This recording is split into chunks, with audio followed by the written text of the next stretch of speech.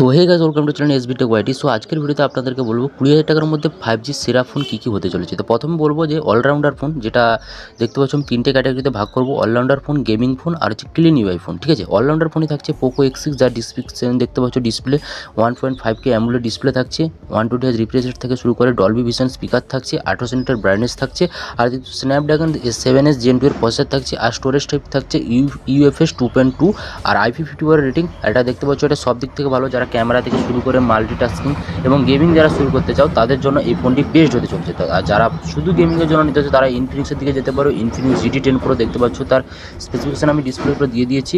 দেখতে পাচ্ছ এটা খুবই ভালো ফোন, যেটা কিছুদিন আগে লঞ্চ হয়েছে, 2023-এর লাস্টের দিকে লঞ্চ হয়েছিল। দেখতে পাচ্ছ ইনফিনিক্স GT10 Pro।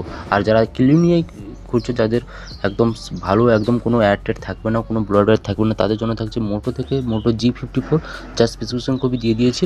যেগুলো তোমরা এইসব ফোনের যারা অনলাইন থেকে কিনবে তারা অফার লাগিয়ে তোমরা খুবই কম দামে পেয়ে যাবে। দেখতে পাচ্ছ তার অফারের প্রাইসটাও দিয়ে দিয়েছি। তো তাড়াতাড়ি যাও আর ফোনগুলো কিনে তাড়াতাড়ি এনজয় করো। সব বাই বাই।